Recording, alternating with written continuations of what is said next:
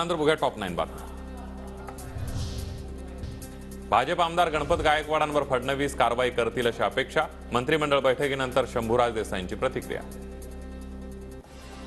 पुढाचे ज्याच्यामध्ये कसलाही अर्थ नाही असे जे आरोप माननीय मुख्यमंत्री एकनाथजी शिंदे साहेबांवर व्यक्तिशः केलेले आहेत हे चुकीचं आहे आणि त्या अनुषंगानं भारतीय जनता पक्षानं योग्य ती कार्यवाही करावी अशा पद्धतीचं मत आम्ही माननीय फडणवीस साहेबांसमोर मांडलेलं आहे।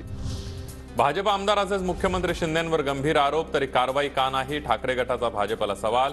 मुलुंडचा पोपट कुठे गेला म्हणत सोमय्यांची मिमिक्री। आहेत ना एक बोबडा नागडा पोपटलाल, हिशोब तर द्यावाच लागेल, हिशोब द्यावाच लागेल ना आता। मग आता त्या एकनाथ शिंदेकडे हिशोब माग, तुमच्या पक्षाच्या गणपत गायकवाडनं सांगितलंय।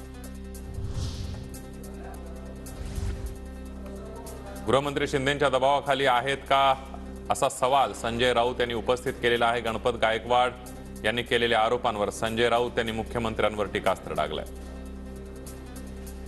ही सगळे गुंड कोण गोळा करताय?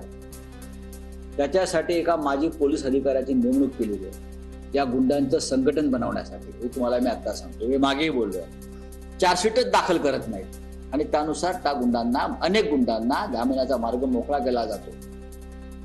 ही सगळी यादी लवकरच प्रसिद्ध होईल। महाराष्ट्रात गुंडांचं राज्य सुरू। गुंड हेमंत दाभेकरकडून श्रीकांत शिंदेंना वाढदिवसाच्या शुभेच्छा।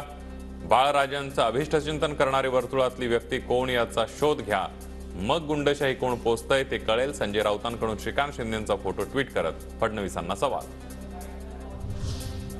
श्रीकांत शिंदेंच्या आदेशानुसार अनिकेत जावळकरांची पश्चिम महाराष्ट्र निरीक्षक पदावरून हकालपट्टी। गुंड हेमंत दाभेकरला श्रीकांत शिंदेंच्या वाढदिवसाला घेऊन गेल्यानं कारवाईची माहिती। सिमी या दहशतवादी संघटनेशी संबंध असलेल्या आसिफ दाढीने घेतली अजित पवारांची भेट। आसिफ दाढी पिंपरी चिंचवडचा रहिवासी, त्याच्यावर हत्या आणि अपहरणाचे आरोप।